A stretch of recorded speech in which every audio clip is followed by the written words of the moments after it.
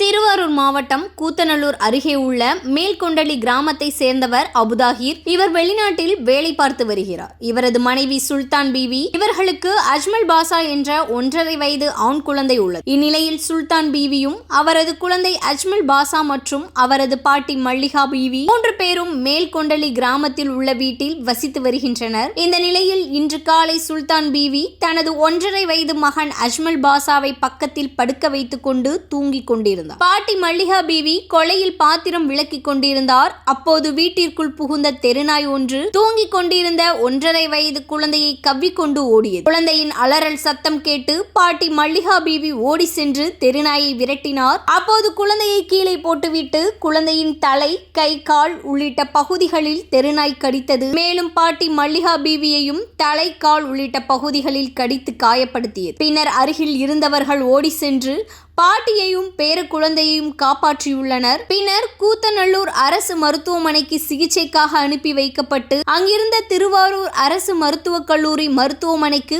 மேல் சிகிச்சைக்காக குழந்தை அஜ்மல் பாஷாவும் பாட்டி மல்லிகா பீவியும் அனுமதிக்கப்பட்டுள்ளனர். அஜ்மல் பாஷாவுக்கு குழந்தைகள் தீவிர சிகிச்சை பிரிவில் அனுமதிக்கப்பட்டு சிகிச்சை அளிக்கப்பட்டு வருகிறது.